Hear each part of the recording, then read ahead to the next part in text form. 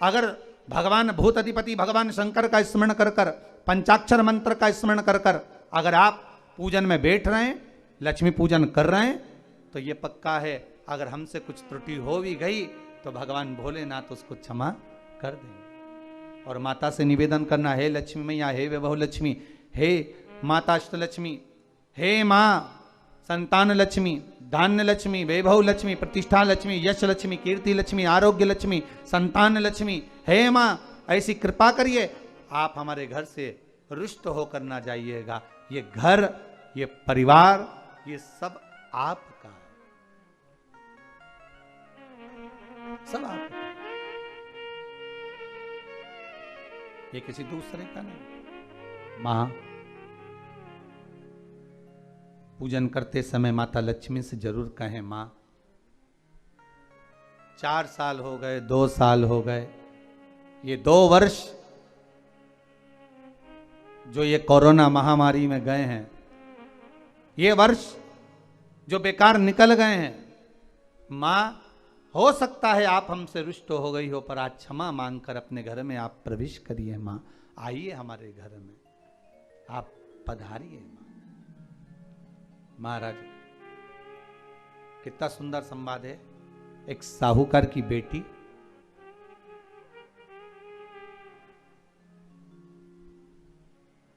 साहूकार की पुत्री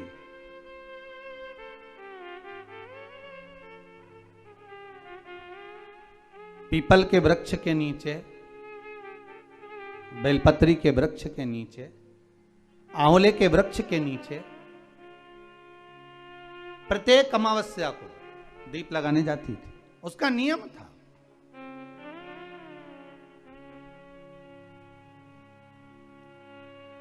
साहूकार की पुत्री प्रत्येक अमावस्या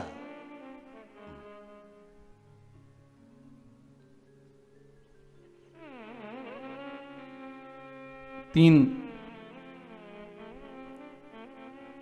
दीप, एक बेलपत्री के नीचे, एक आंवले के नीचे, एक पीपल के नीचे लगाने जाते।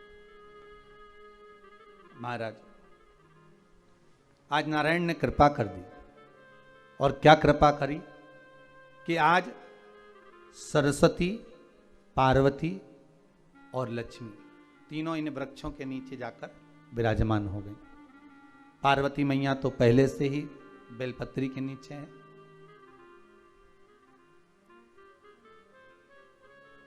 स्वयं सरस्वती मैया, लक्ष्मी मैया आंवले और पीपल के नीचे विराजमान हो गई।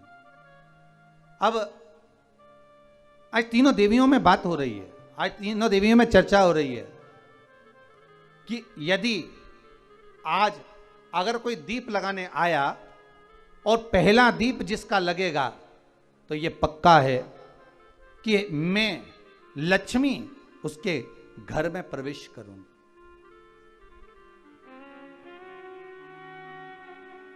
सरस्वती जी बोली, जो पहले बार दीप लगाने के लिए प्रथम में आएगा मैं उससे अपनी सहेली बना लूंगी, उसको अपनी मित्र बना लूंगी। पार्वती जी बोली, जो प्रथम दीप लगाने आएगा, पार्वती जी कहती हैं मैं भगवान शिव से कहकर उनका कल्याण करवा दूंगी। अब ये साहूकार की बेटी, वो साहूकार जो कहने का तो साहूकार था, धन पूर्व में बहुत था, पर अब इसके पास में कुछ भी नहीं बचा था। देखिए सुख दुख तो जीवन में चलता रहता है, आज सुख है कल दुख है, फिर दुख है फिर सुख है, ये जीवन में चलता रहता है। भगवान ने दिया, हो सकता है पूर्व में आपके पास में खूब धन होगा, वैभव होगा, सत्ता होगी, फैक्ट्रियां भी होंगी, दुकान भी होगा, धंधा भी होगा, पानी भी होगा, सब कुछ, सारी सत्ता आपके पास में होगी, पर समय की घड़ी किसने देखी है साहब? कौन देखा घड़ी को, कौन देखा पल को?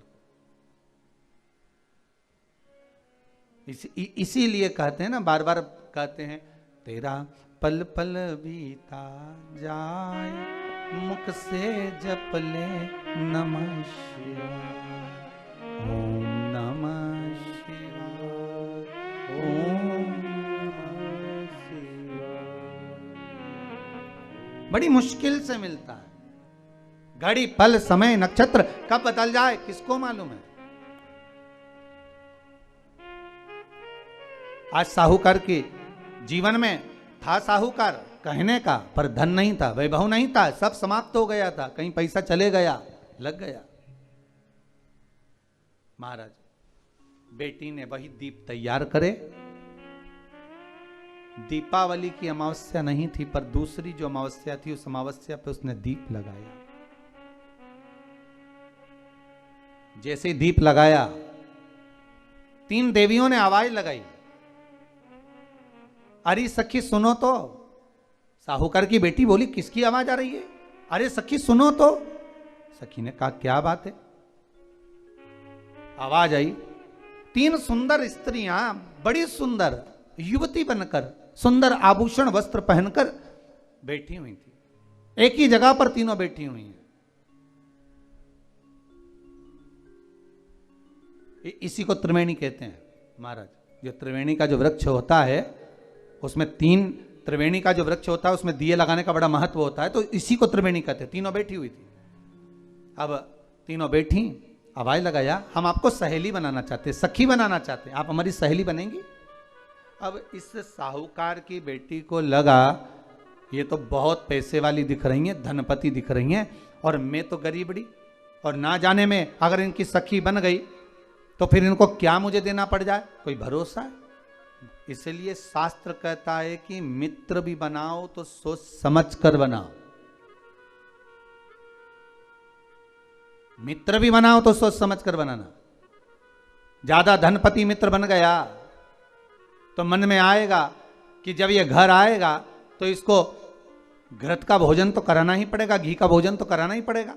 इसलिए मित्र भी बने तो ऐसा बने कि जो आपके सम्मुख में हो, उसको धन और वैभव से मतलब ना हो, उसको सत्ता से मतलब ना हो, आप उसको केवल आप से मतलब, आपकी मित्रता से मतलब। साहूकार की बेटी ने कहा, मैं आपको कल बताती हूं, मेरे पिताजी से पूछूंगी मैं आपको मित्र बनाऊं कि ना बनाऊं। ठीक है, चलिए घर पहुंची। पिताजी, मुझे 3 सखियां मिली हैं, एक सरस्वती है, एक पार्वती है और एक लक्ष्मी है। अच्छा, पीपल, आंवला और बेलपत्र तीनों वहां विराजमान। अच्छा, क्या कह रही हैं? सखी बनाना चाहती है। पिताजी ने कहा, बन जाओ सखी, सखी बनने में दिक्कत क्या है, बनो। अब दूसरी अमावस्या पे जब वो गई और जाकर उसने कहा कि मैं आपकी सखी बन सकती हूं, तीनों प्रसन्न हो गई। तो उसमें से एक सखी माता लक्ष्मी ने कहा कि चलो आज तुम हमारे घर चलो, हम तुम्हारा सम्मान करना चाहते हैं। सखी को माता लक्ष्मी अपने घर ले गई। साहूकार की बेटी को जब घर लेकर गई, सुंदर सोने की चौकी, सोने की थाली और सोने के गिलास, पकवान एक से बढ़कर एक माता लक्ष्मी ने जब साहूकार की बेटी के सामने परोसे, इधर माता सरस्वती, इधर माता पार्वती नजदीक में बैठ गईं और साहूकार की बेटी पकवान को पाने लगी।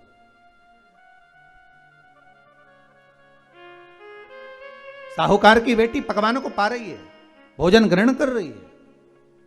अब भोजन करने के बाद साहूकार की बेटी चली गई। अब जाते से ही माता लक्ष्मी जी ने कहा, सुनो सखी, अगली जो अमावस्या आ रही है, आपको मालूम है वो कौन सी अमावस्या है? नहीं। कहा, दीपमालिका, दीपावली की अमावस्या, आपको मालूम है? ओहो, पर एक बात हम आपको कहें। लक्ष्मी जी बोली, एक बात हम आपको कहें। हाँ बोलिए। हम चाहते हैं इस अमावस्या को आप हमारे घर आई हो, अगली अमावस्या को हम आपके घर आना चाहते हैं, क्या आप हमें बुलाएंगी? सखी ने कहा, साहूकार की बेटी बोली, अगर आपका मन है आने का तो आप आओ, मना नहीं है। साहूकार की बेटी हूं मैं। लक्ष्मी जी ने मन में सोचा, ठीक है, तैयारी करो।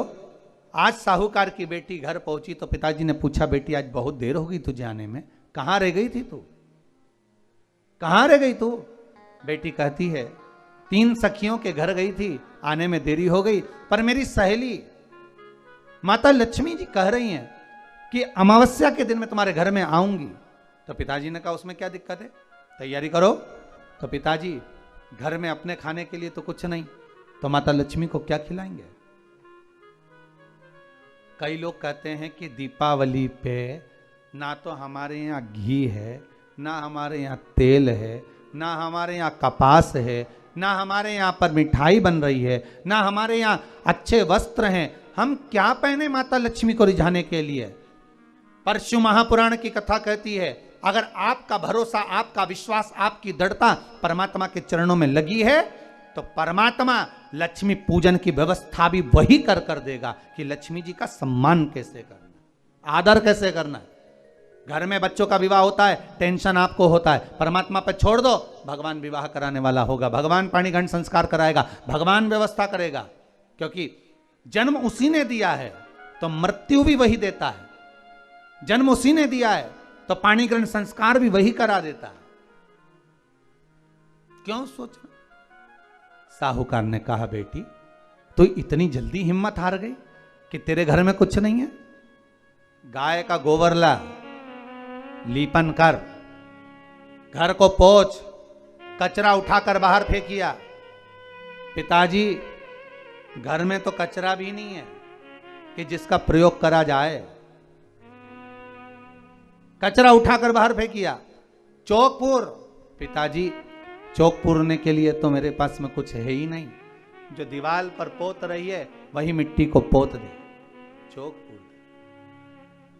उनके घर गई थी, सोने की चौकी पर सुंदर आनंदमय भाव से बिठाया है मुझे, सुंदर सोने की थाली में भोजन कराया है मुझे, अब मैं क्या दूं। पिताजी कहते हैं अगर लक्ष्मी आपकी सहेली अगर आ रही है, बड़ी धनपति है, तो व्यवस्था भी वही करेगी। अब लक्ष्मी तो जाने की तैयारी में, सरस्वती उनके साथ जाने की तैयारी में, पर माता पार्वती नहीं गई। माता पार्वती ने कहा आज मैं नहीं जाऊंगी। क्यों? आज मुझे अमावस्या का दिन है ना, इसलिए बेलपत्री के पेड़ के नीचे मुझे रहना पड़ेगा। तो माता पार्वती बेलपत्र के पेड़ के नीचे रुक गई।